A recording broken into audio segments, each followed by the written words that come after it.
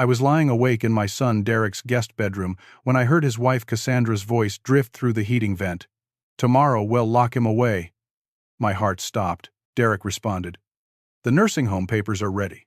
Once he signs, we get the house, the accounts, everything." 3 months after burying my wife Helen, I realized the truth. They'd been drugging my evening tea, making me confused and dependent. My own son was stealing my life. I had to escape tonight. The digital clock on the nightstand glowed 2:17 in the morning. I'd been staring at it for hours, my mind racing, my body perfectly still. I couldn't let them know I was awake, that I'd heard everything, that I finally understood what had been happening to me. For the past week, I'd been hiding those little white pills under my tongue. Cassandra would bring them with my evening tea, watch me put them in my mouth, wait until I swallowed water. But I'd gotten clever. I'd tuck the pill under my tongue, drink, smile, and the moment she left, I'd spit it into a tissue. I kept them all, hidden in an old eyeglass case in my sock drawer. Evidence, though I hadn't known what I'd need evidence for until tonight. The fog had been lifting from my mind. Day by day, I felt sharper, clearer, more like myself.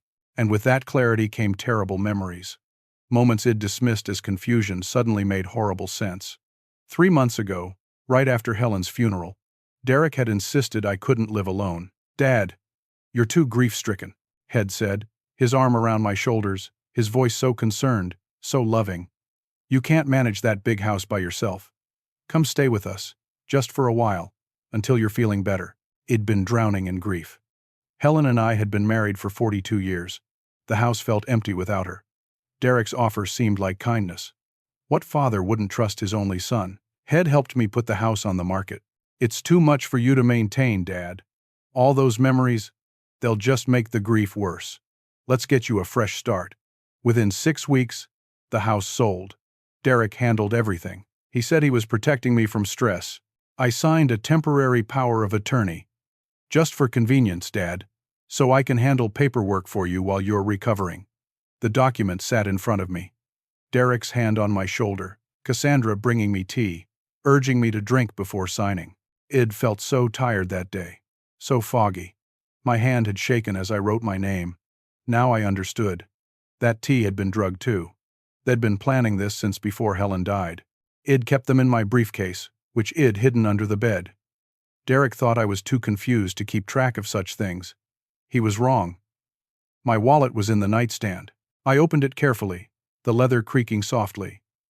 My driver's license was there, my insurance cards. But my credit cards were gone, all 4 of them. I felt a chill run through me. When had they taken them? How long had I been walking around without noticing? My cards were missing, but I had my emergency cash. Helen had always insisted on it. "Keep real money hidden," Shed told me. "Not in your wallet. Somewhere safe. You never know when you might need it." She'd been so insistent about it in her last months, almost frantic. Had she known something, suspected something? I'd hollowed out an old hardcover book, a collection of Steinbeck stories, and hidden $1,500 inside. It was still there, tucked in my bag. Enough to survive, to get help. I pulled on my shoes, tied them slowly. Every sound seemed amplified in the darkness. The house was old, full of creaks and groans. I knew which floorboards to avoid, which steps would betray me. The stairs were the dangerous part. 12 steps down to the first floor. I took them one at a time, keeping to the edges where the boards were most stable. The third step from the top always creaked. I skipped it entirely, stretching my leg to reach the 4th step. Halfway down, I paused. Listened. Nothing.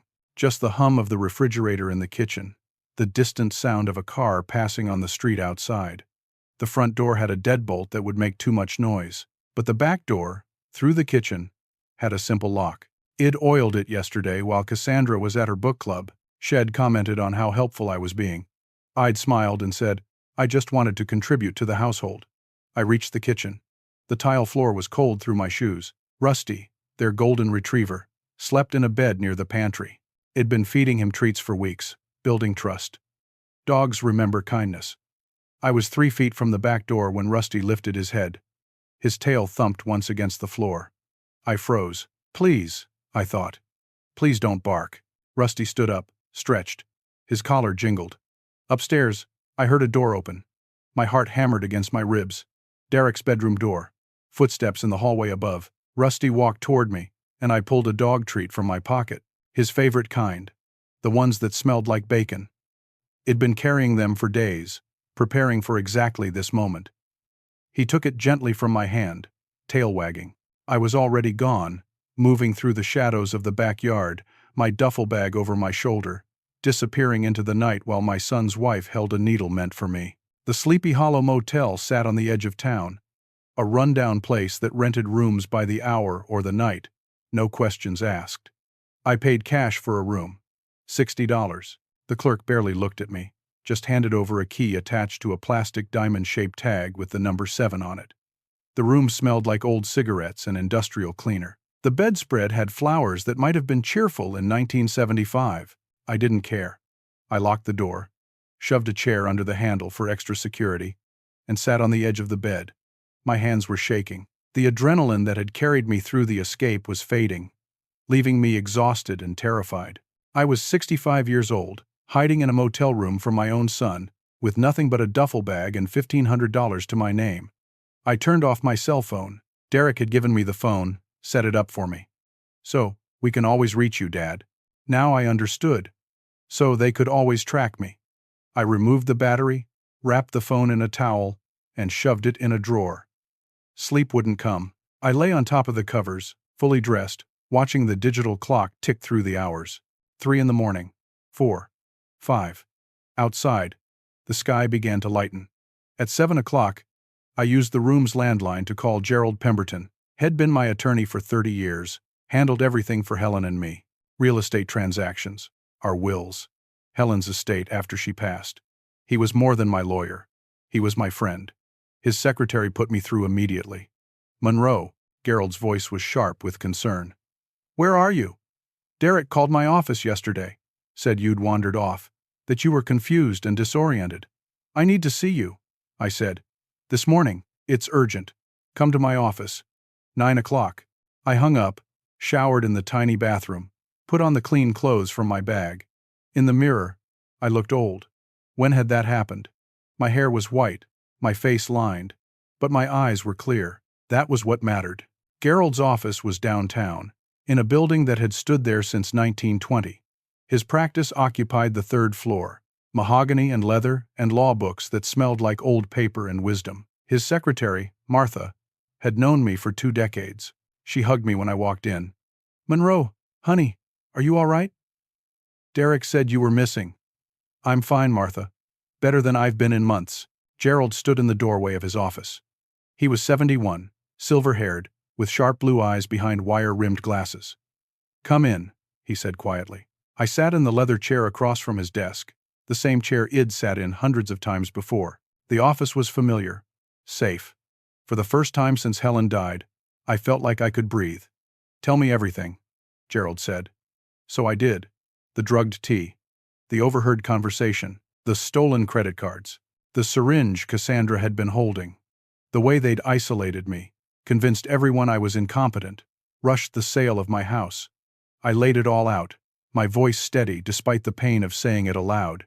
Gerald listened without interrupting, his expression growing darker. When I finished, he sat back in his chair and was quiet for a long moment. "I was afraid of something like this," he finally said. "What do you mean?" He stood up, walked to his file cabinet, and pulled out a folder. My name was written on the tab in his precise handwriting. He laid it on the desk between us and opened it. Inside were photocopies of documents, legal papers. I recognized the letterhead of Derek's name at the top of a form. 2 weeks ago, Gerald said, Derek came to my office. He wanted me to notarize documents transferring all your assets to him. He claimed you had advanced dementia, that you'd asked him to take over everything, that you couldn't manage your own affairs anymore. My stomach dropped. "What did you do?" I refused. The documents looked suspicious. The language was aggressive, not protective. It wasn't about helping you manage your money. It was about taking it completely. And when I asked Derek questions about your condition, his answers were vague, rehearsed. "I've known you for 30 years, Monroe.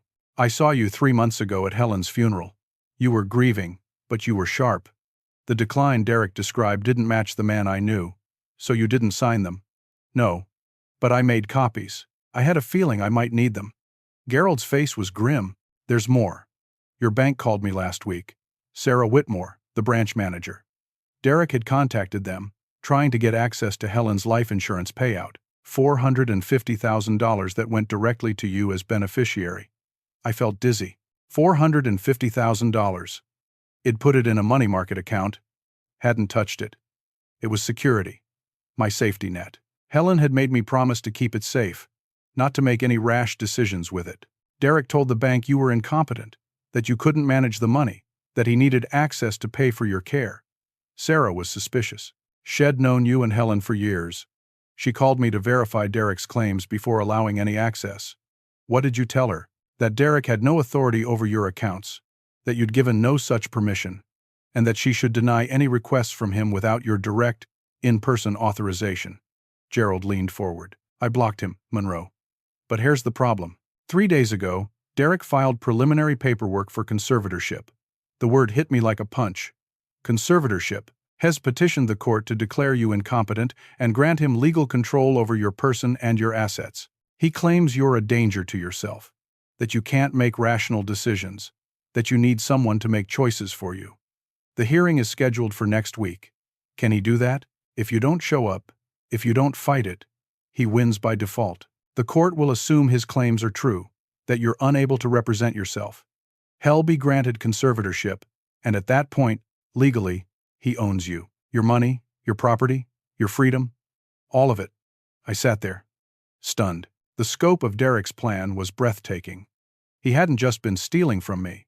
Had been building a legal framework to make the theft permanent and unchallengeable. Gerald closed the folder and looked at me with an intensity I'd rarely seen from him. They have no idea what you're about to do, Monroe. But we need to move fast. Your son has already painted you as incompetent. We need evidence that you're not. Medical evaluation. Witnesses, financial records showing his manipulation. We need to build a case, and we need to do it before that hearing.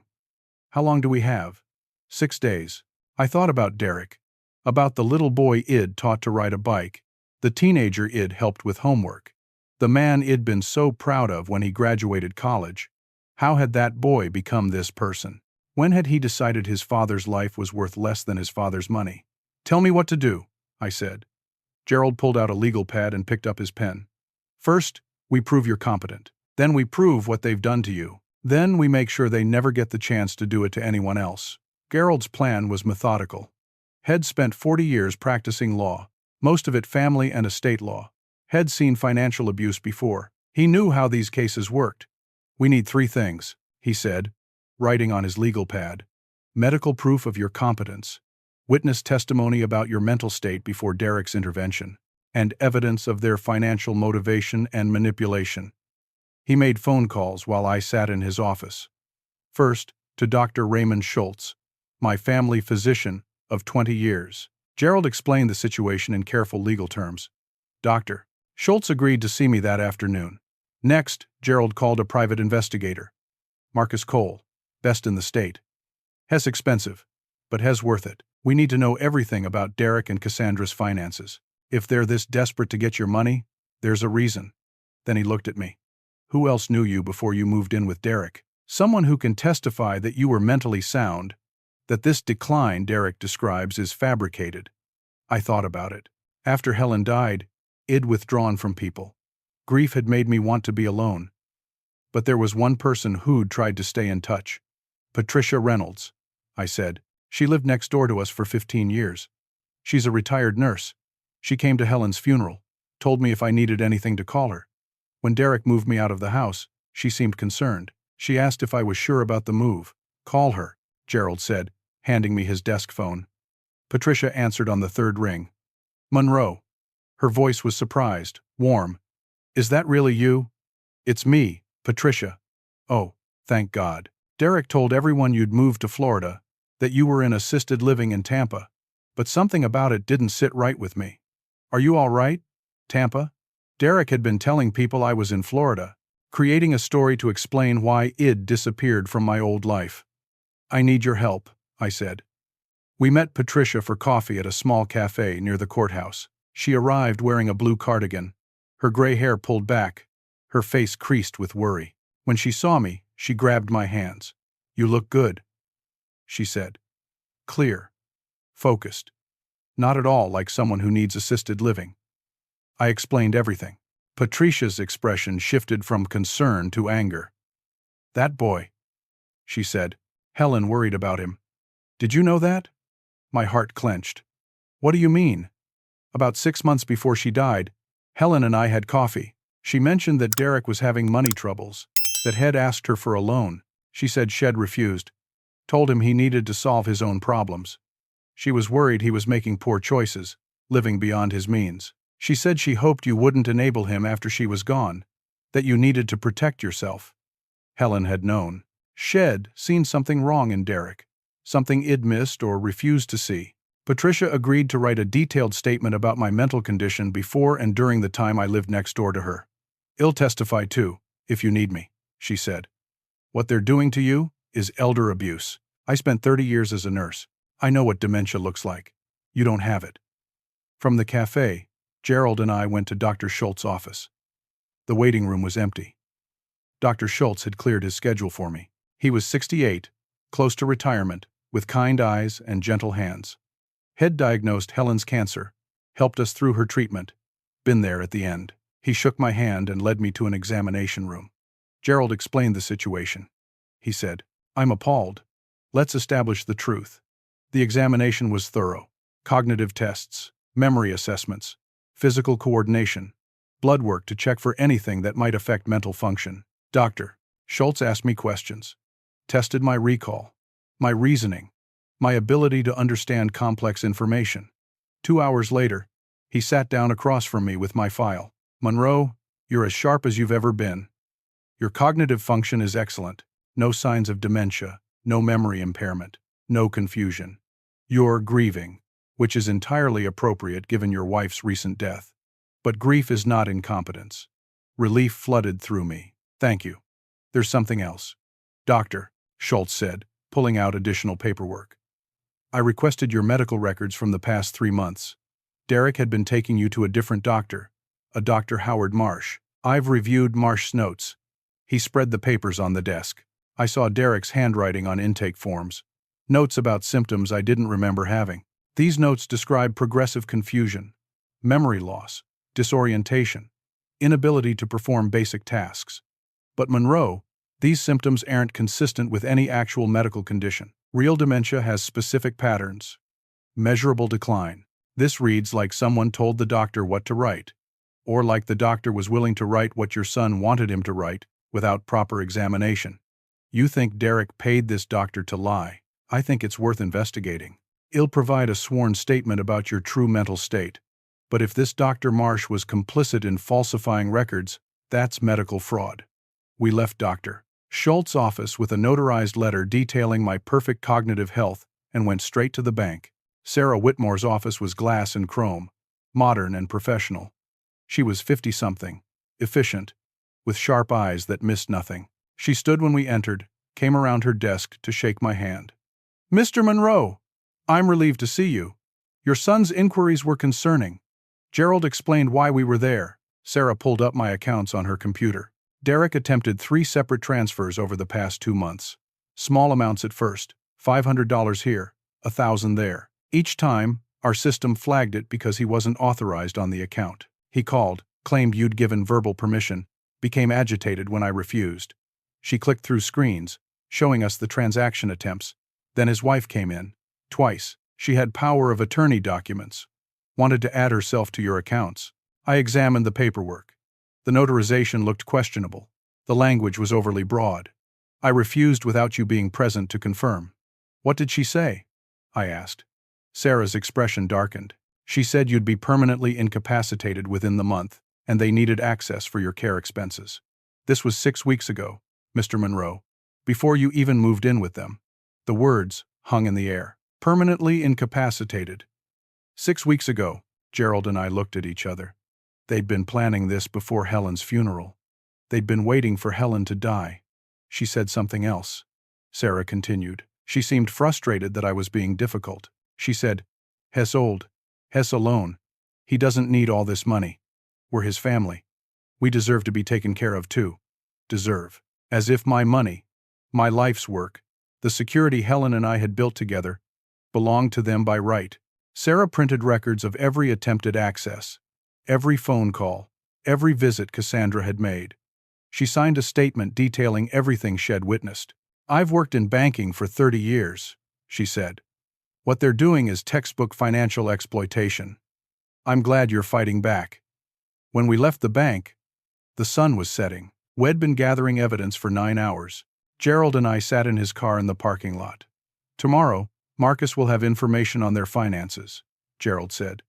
"But I think we have enough to defend against the conservatorship. The question is, do we go further?" "What do you mean?" "We could just block the conservatorship, get a protective order, cut them off from your assets. Or, we could file charges: elder abuse, fraud, attempted theft, false imprisonment.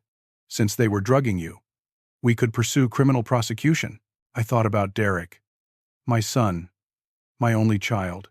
The boy I'd raised. The man I'd loved unconditionally. "He tried to steal my life," I said quietly. "He was going to drug me, lock me away, and steal everything Helen and I built. While spending our money, he was going to put me in the cheapest facility he could find and forget about me. So we go on offense." I nodded. "We make sure he can't do this to anyone else." Gerald smiled grimly. "Then let's build a case that makes them wish they'd never thought of this." Marcus Cole's office was above a pawn shop in the old part of downtown. Gerald warned me not to judge by appearances. "Marcus looks like he belongs in a boxing ring, but he's got a master's degree in forensic accounting and a mind like a steel trap." Marcus was 6'4", 240 pounds of muscle, with a shaved head and a handshake that could crush walnuts. His office was surprisingly neat. Filing cabinets, a state-of-the-art computer system, framed licenses and certifications on the walls. "Gerald filled me in," Marcus said, his voice a rumbling bass. "Your son's trying to rob you blind. Let's see how deep this rabbit hole goes." Head already started working. On his computer screen were bank statements, credit reports, property records. Head worked through the night. "Your son and daughter-in-law are drowning," Marcus said bluntly. "Credit card debt totaling $83,000 across 7 cards. Second mortgage on their house, taken out 18 months ago. $37,000 on that. Car leases on 2 luxury vehicles they can't afford. Monthly payments they're constantly late on." He pulled up more documents. "Cassandra has a gambling problem. I tracked her casino visits through loyalty card records. In the past year, she's lost $40,000 at 3 different casinos, sometimes twice a week, sitting at slot machines until 2 in the morning. The screen showed spreadsheets, timelines, financial hemorrhaging that explained everything. Derek took out a loan 6 months ago from a predatory lender, $20,000 at 30% interest. The loan application lists expected inheritance as collateral. He was already counting on your money before your wife died." I felt sick. 6 months ago, Helen had been in hospice. Derek had visited her, held her hand, told her he loved her, and the whole time, had been calculating how much her death would be worth to him. "It gets worse," Marcus said. "I found the nursing home Derek planned to put you in. Shady Pines Extended Care Facility. It's been investigated twice for neglect, has a 1-star rating, and it's the cheapest facility in the state. Monthly cost is $1,800. Meanwhile, the average quality nursing home costs $6,000 a month." He showed me photographs of Shady Pines. A rundown building with peeling paint, broken windows, an overgrown parking lot. Reviews from families mentioned bed sores, missed medications, staff that didn't speak English, residents left alone for hours. "They weren't planning to give you proper care," Marcus said. "They were going to warehouse you as cheaply as possible while spending your money on themselves. Based on their spending patterns, they would have burned through your assets in less than 5 years." Gerald was taking notes, building our case. "Can you trace when they started planning this?" Marcus grinned. It was not a pleasant expression. "Already did. I got into Cassandra's laptop. She's not good with passwords. Used the same one for everything. Her birthday." He pulled up screenshots. Browser history. Search queries. My blood ran cold as I read them. How to prove someone has dementia. Drugs that cause confusion in elderly people. Legal process for conservatorship. What happens to assets when elderly parent is institutionalized? The searches dated back 4 months. Before Helen died. They'd been researching how to do this while my wife was dying. "There's more," Marcus said quietly. email correspondence between Cassandra and Derek. I'll spare you reading all of it, but the summary is this. Cassandra threatened to leave Derek if he didn't get money to pay off her gambling debts. Derek panicked. They discussed ways to get your money. The plan evolved from asking you for a loan, to getting power of attorney, to the full conservatorship scheme. He pulled up one email, dated 5 months ago. Cassandra had written, "Your mother is the problem. Once she's gone, your father will be vulnerable. We just need to be patient." I closed my eyes, tried to breathe. Helen, lying in that hospice bed, worried about me, trying to protect me, and my son's wife was writing emails about waiting for her to die. "I'm sorry," Marcus said. His voice was gentler. "I know this is your family. It was my family," I said. "I don't know what this is." Gerald made more calls. He filed motions with the court, emergency requests to dismiss the conservatorship petition. He compiled our evidence into binders, medical evaluations, witness statements, bank records, Marcus investigation. "We're not just defending," Gerald explained. "We're filing a countersuit.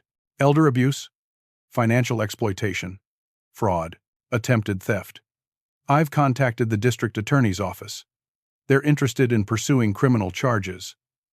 How serious are we talking? If convicted, Derek and Cassandra could face 3 to 5 years in prison, plus restitution, though you'd have to prove actual financial losses. The attempted nature of the crime makes it complicated. But the drugging, the false medical records, the conservatorship petition based on lies, that's enough for serious charges. I should have felt vindicated. Instead, I felt hollowed out. This was my son. I'd changed his diapers, taught him to throw a baseball, paid for his college education. I'd danced with him at his wedding. And now I was sitting in a lawyer's office, planning to send him to prison. "Monroe," Gerald said quietly. "Are you all right? I keep thinking about when he was 8 years old. We went fishing at Miller's Lake. He caught his first bass. So excited he almost fell out of the boat." Helen took a picture. I still have it somewhere. This little boy with a gap-toothed smile, holding up this fish that was almost as big as he was. "That boy grew up," Gerald said. "What he became, that's not on you. Isn't it?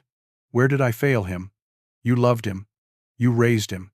You gave him every opportunity. What he chose to do with that, that's his responsibility, not yours." Marcus had one more revelation. I tracked down Dr. Howard Marsh, the physician who wrote those false diagnoses. Has got a history, lost his license in 2 other states, practices in 3 low-rent clinics now. I approached him, told him we knew what had done. He folded like a cheap suit. He admitted it. Everything. Derek paid him $5,000 to write reports claiming you had dementia. Marsh never properly examined you. He wrote what Derek told him to write.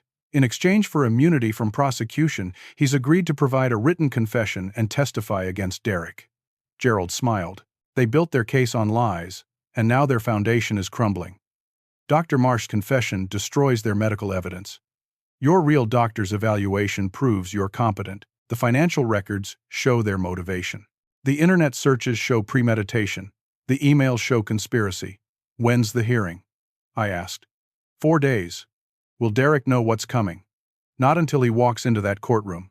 As far as he knows, you're still missing, confused, probably incapable of mounting a defense, Hes expecting to walk in and be granted conservatorship by default. Gerald's eyes were hard. He has no idea what you're about to do. I spent that night in a better hotel. One Gerald paid for with his own credit card so there'd be no paper trail. I ordered room service, sat by the window looking out at the city lights. My phone was still off. Derek would be looking for me, probably filing a missing person report, telling police his confused elderly father had wandered off, playing the concerned son. I wondered if he felt guilty, if at any point in planning this, had hesitated, thought about what he was doing to his own father, or if the money had been all he could see.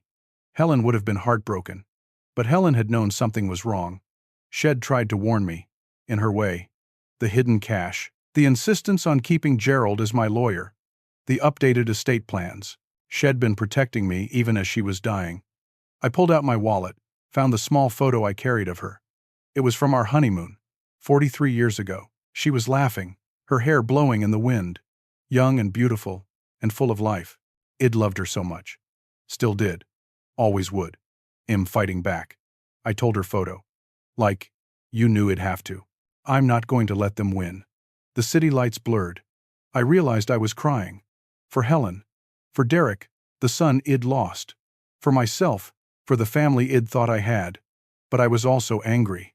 And anger, I was discovering, was better than grief. Anger could be used. Anger could fuel action. 4 days until the hearing. 4 days to prepare for war. The courthouse was built in 1932, all marble and brass and the weight of law. I arrived with Gerald at 8:30 in the morning.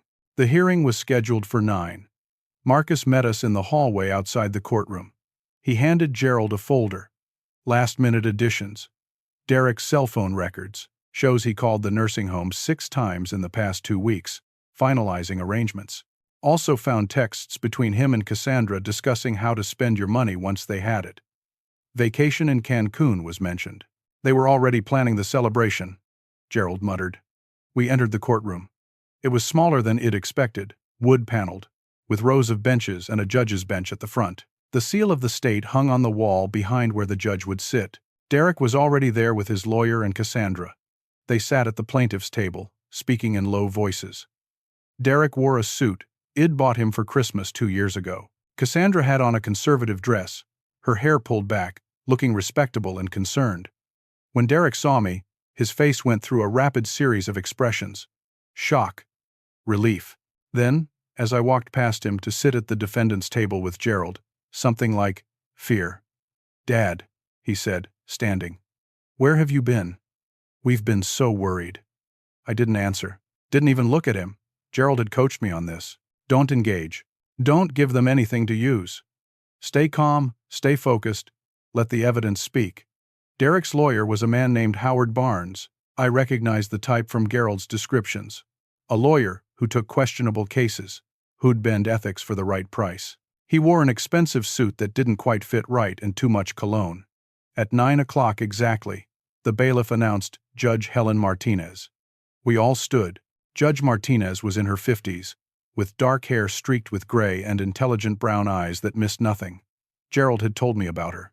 She'd been a family court judge for 15 years, had a reputation for being thorough, fair, and having zero tolerance for anyone trying to manipulate the system.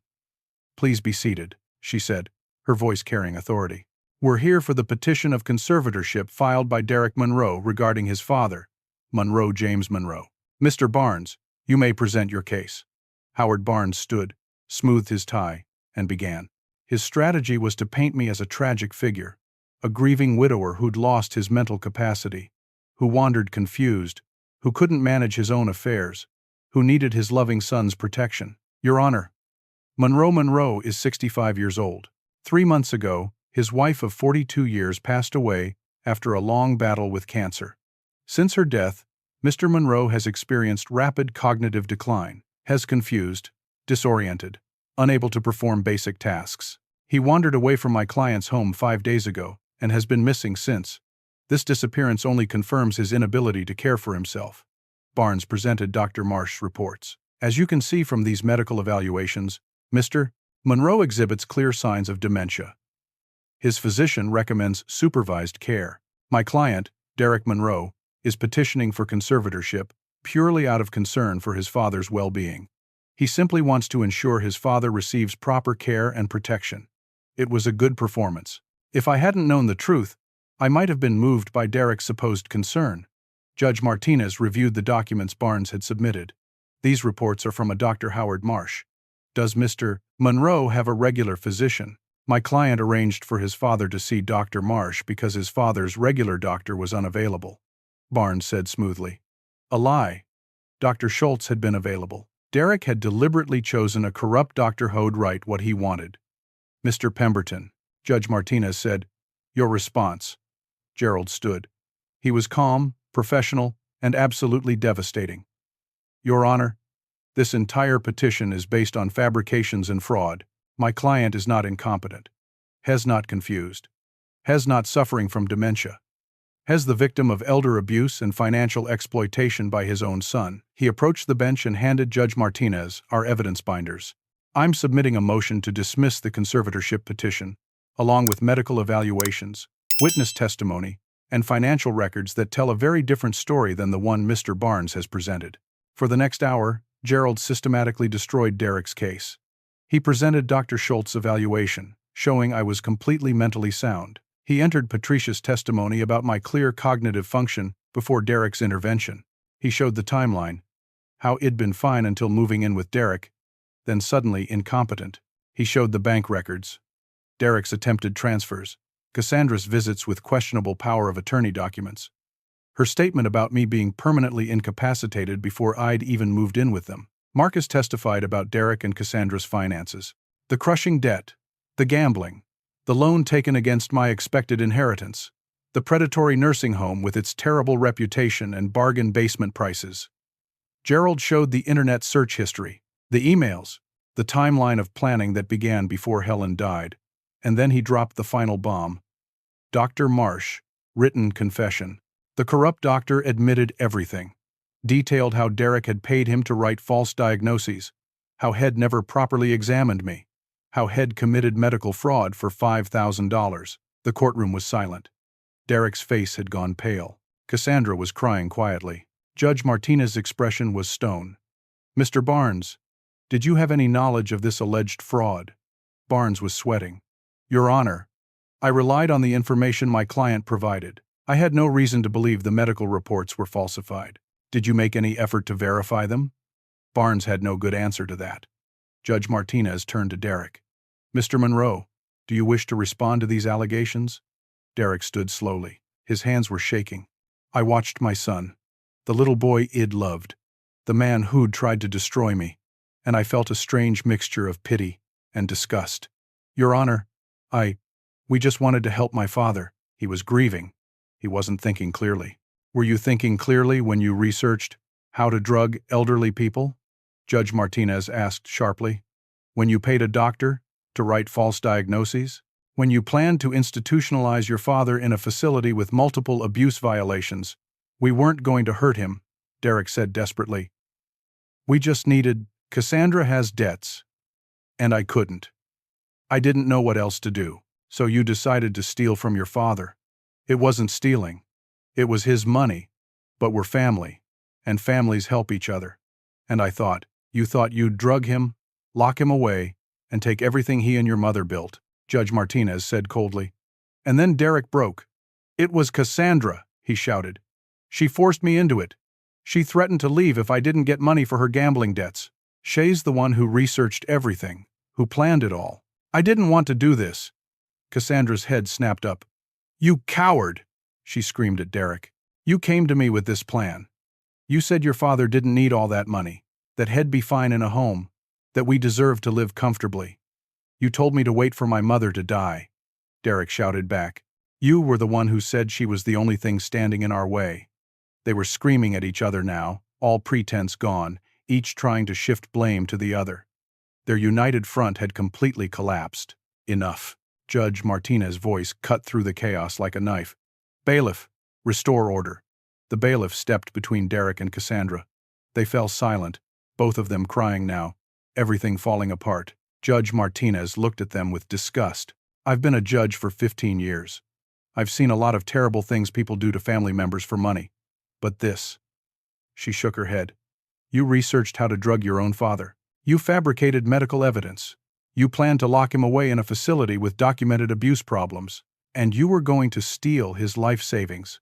Money he earned. Money his wife's death provided. Money that was meant to give him security in his final years. She turned to me. Mr. Monroe, I'm deeply sorry for what your son has done to you. Then back to Derek and Cassandra. I'm denying this conservatorship petition. Furthermore, I'm issuing a restraining order. Neither of you are to contact Mr. Monroe in any way. No phone calls, no emails, no visits. If you violate this order, you'll be arrested. She looked at the district attorney's representative, a young woman who'd been sitting quietly in the back. I assume your office will be filing criminal charges. Yes, Your Honor. Elder abuse, fraud, attempted theft, and conspiracy. Derek's face crumpled. Dad, he said, turning to me. Dad, please. I'm sorry. I'm so sorry. Don't let them do this. Please. I looked at my son. This man who'd plotted against me, who'd drugged me.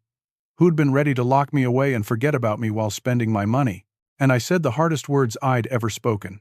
You stopped being my son when you decided I was worth more to you dead than alive. Derek collapsed into his chair, sobbing. Judge Martinez's gavel fell. This hearing is concluded. The district attorney's office moved quickly. Within 2 weeks, formal charges were filed. The case was assigned to a prosecutor named Jennifer Wu, a woman in her 30s with a reputation for being aggressive on elder abuse cases. She met with me, Gerald, and Marcus in a conference room downtown. I want to be clear about what we're pursuing, she said. Elder abuse with intent to defraud, criminal conspiracy, forgery, and attempted theft. Based on the evidence, we have a strong case. But I need to know how far you want to take this. What do you mean? I asked. Derek and Cassandra could face 5 years in prison if convicted on all counts. That's the maximum. But if they plead guilty, we could negotiate reduced sentences. Maybe 3 years for Derek, 4 for Cassandra since she appears to be the instigator. With good behavior, they could be out in less than 2. And, if I don't want to prosecute, we could pursue financial restitution only. Make them pay back any money they took, plus damages.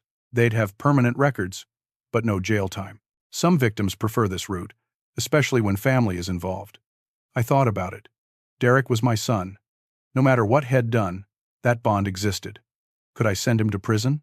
But I thought about the syringe Cassandra had been holding, the nursing home with its broken windows and abuse violations, the emails about waiting for Helen to die, the cold calculation of it all. Prosecute, I said. Fully. Jennifer nodded. I was hoping you'd say that. They need to face real consequences, and other potential abusers need to see that this behavior leads to prison.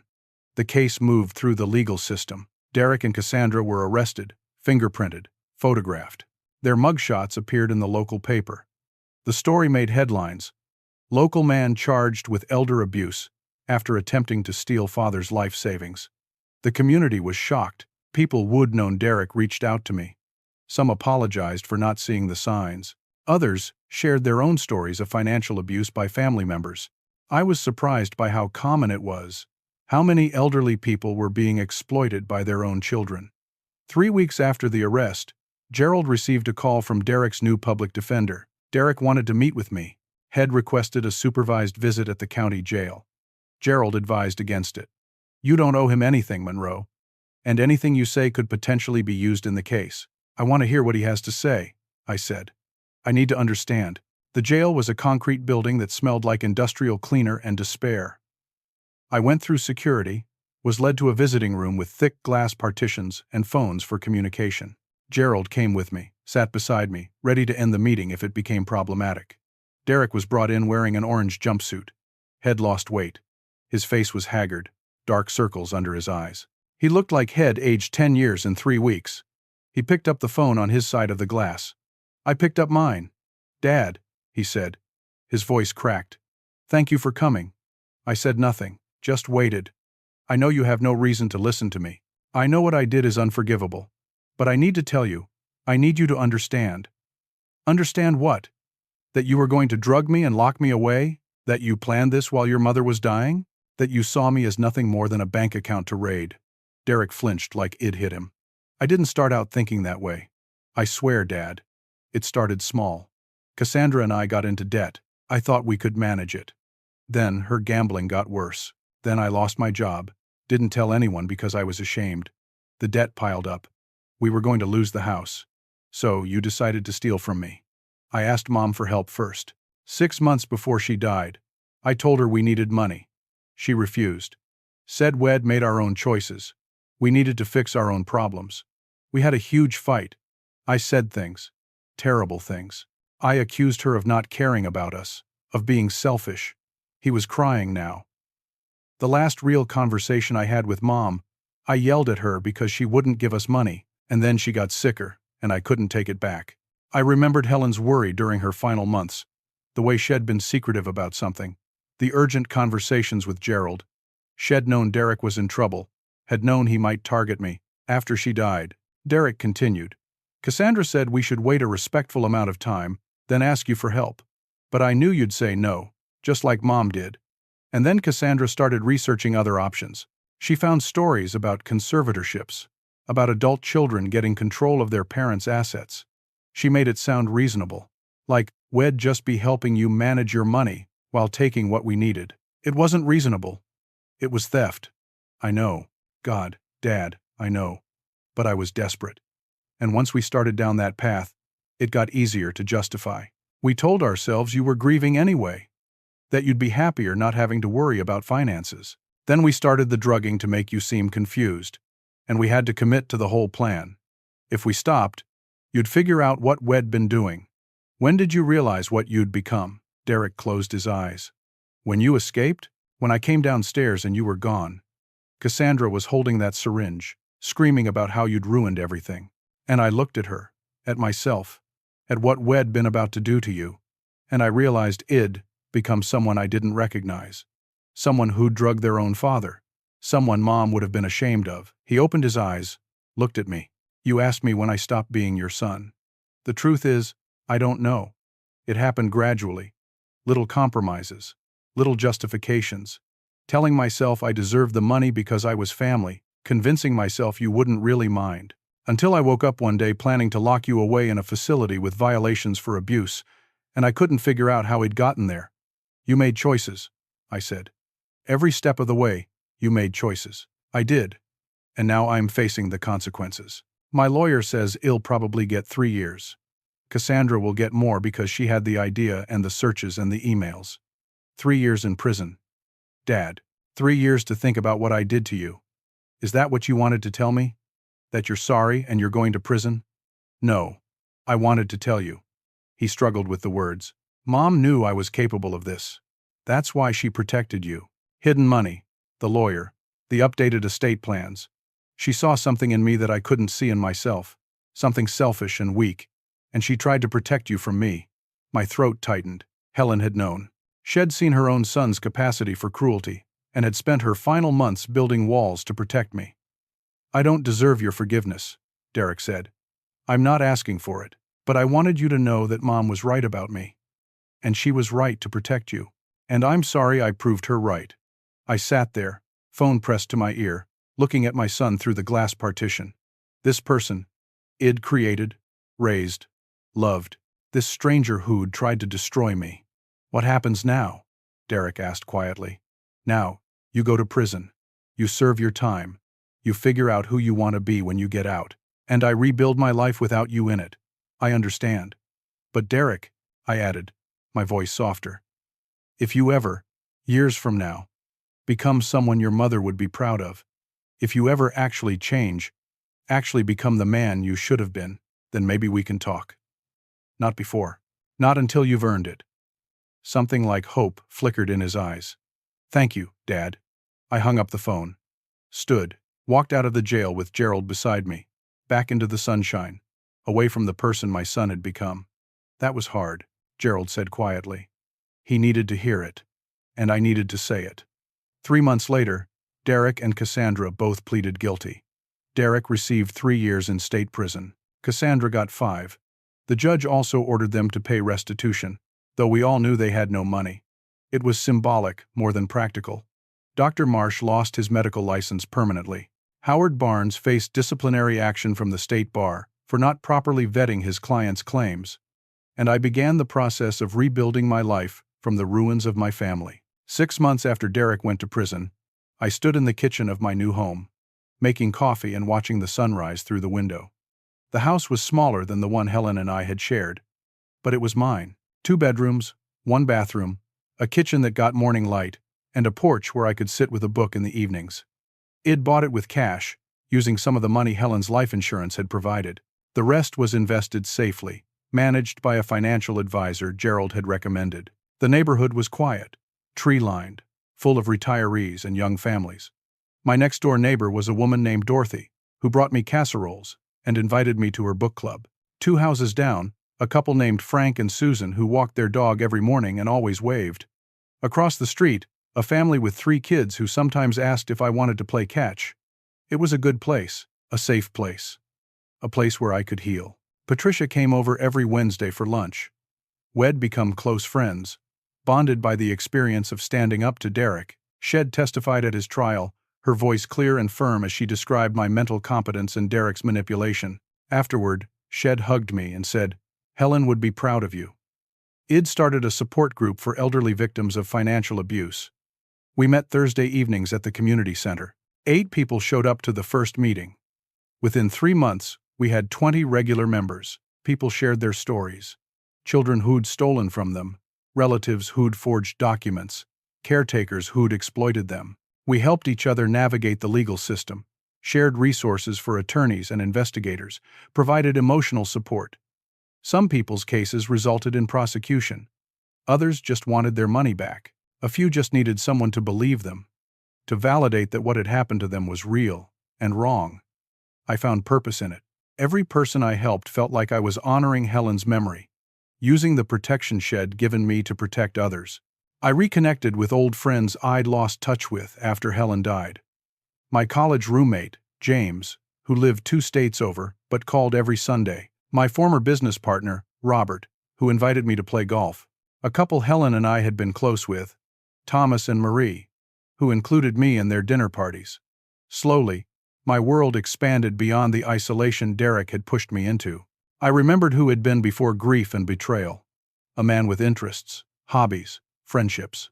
I took a watercolor painting class at the community college, joined a men's book discussion group at the library, volunteered at a local history museum, giving tours and organizing exhibits. I was living again, not just surviving. Once a month, I visited Derek in prison, not because I'd forgiven him, but because I'd meant what I said about giving him a chance to change. Our visits were brief, awkward, but they happened. Derek was attending therapy, working in the prison library, taking correspondence courses in accounting. He wrote me letters, never asking for anything, just updating me on his progress and apologizing for what he'd done. I responded occasionally. Short letters, acknowledging his efforts but maintaining boundaries. I wouldn't lie and say we had a relationship. We didn't. But I wasn't willing to completely abandon him either. Maybe someday, if he genuinely changed, we could find some version of father and son that worked. Maybe not. Time would tell. Cassandra, I never heard from. Her parents wrote me once, apologizing for their daughter's actions. I wrote back, thanking them but explaining I couldn't have contact with their family. Some bridges, once burned, can't be rebuilt. On the 1-year anniversary of my escape, I drove to the cemetery where Helen was buried. Her headstone was simple, elegant. Helen Margaret Monroe, beloved wife and mother. Id added mother even though Derek had betrayed us both. Shed still been his mother, had still loved him despite seeing his flaws. I sat on the bench beside her grave, the way I did every week, and told her everything. I did it, Helen. I fought back like you knew I'd have to. I protected myself using the tools you left me. The hidden money got me to Gerald. Gerald used the legal strategies you'd discussed with him. Everything you set up, it worked. You saved me, even after you were gone. The wind rustled through the trees. I like to think it was her answer. Derek's in prison. Hez trying to change, or says he is. I don't know if he will. I don't know if I can ever trust him again. But I'm giving him the chance to prove himself. Just like you would have. Not forgiveness, not yet, maybe not ever, but a chance. I pulled out the small velvet box I'd brought with me. Inside was Helen's wedding ring, the one Id grabbed the night I escaped. Id kept it safe, along with her other jewelry. Locked in a safe deposit box at the bank. I'm living the life you protected for me, I told her. I'm not bitter. I'm not broken. I'm whole. I have friends, purpose, peace. I help people. I honor your memory every day by living well. That's what you wanted for me, isn't it? Not revenge, not isolation, but life, real life.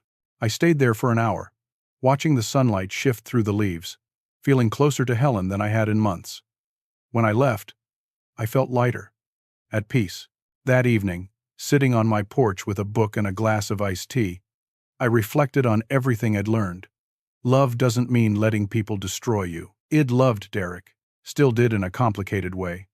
But I couldn't let that love make me his victim. Family is precious, but not when it costs you everything, including yourself. Helen knew this. She taught me, even after death, that protecting yourself isn't selfish. It's necessary. Trust doesn't mean ignoring reality.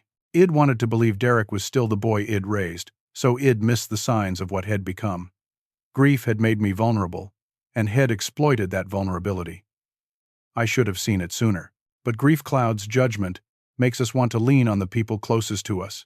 Sometimes, those people aren't safe to lean on. The hardest truth is that people we love can hurt us most deeply. Not despite our love, but because of it. They know our vulnerabilities, our weaknesses, our blind spots. Derek knew I'd want to trust him, to believe his concern was genuine. He used my grief, my loneliness, my natural desire to lean on my only child. He weaponized my love against me. But here's what matters most. We can survive betrayal. We can reclaim our dignity, rebuild our lives, and find purpose in our pain. I'm 70 years old now, 5 years past that terrible night when I heard Cassandra's voice through the heating vent. 5 years of rebuilding, healing, growing. Derek got out of prison 2 years ago. He lives in another state now, working as a bookkeeper, attending support groups for people with gambling, addicted spouses who were divorced while he was incarcerated.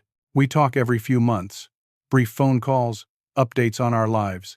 It's not what I'd hoped our relationship would be, but it's honest.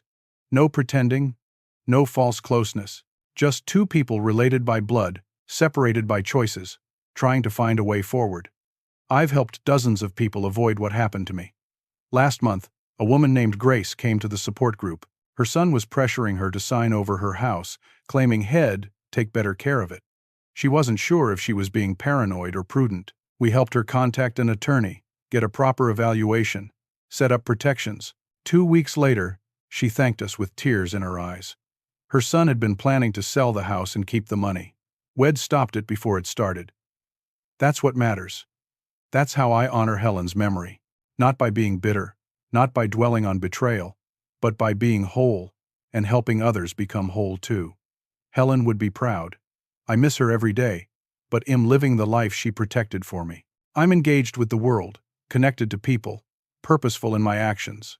I'm not just surviving. I'm thriving. Some people might think I should have forgiven Derek completely, welcomed him back into my life without reservation. But forgiveness doesn't mean pretending something didn't happen. It doesn't mean putting yourself back in danger. I've forgiven Derek in the sense that I don't carry hatred for him. I don't wish him harm, and I hope he builds a good life. But trust? That has to be earned. And 5 years isn't enough time to earn back what he destroyed. Maybe in another 5 years? Well, have something that resembles a real relationship. Maybe not. Either way, I'm at peace with it. I've learned that you can love someone from a distance, that you can wish them well without letting them back into your life, that protecting yourself and caring about someone aren't mutually exclusive. The sun is setting now, painting the sky in shades of orange and pink. Dorothy waves from her porch next door. I wave back.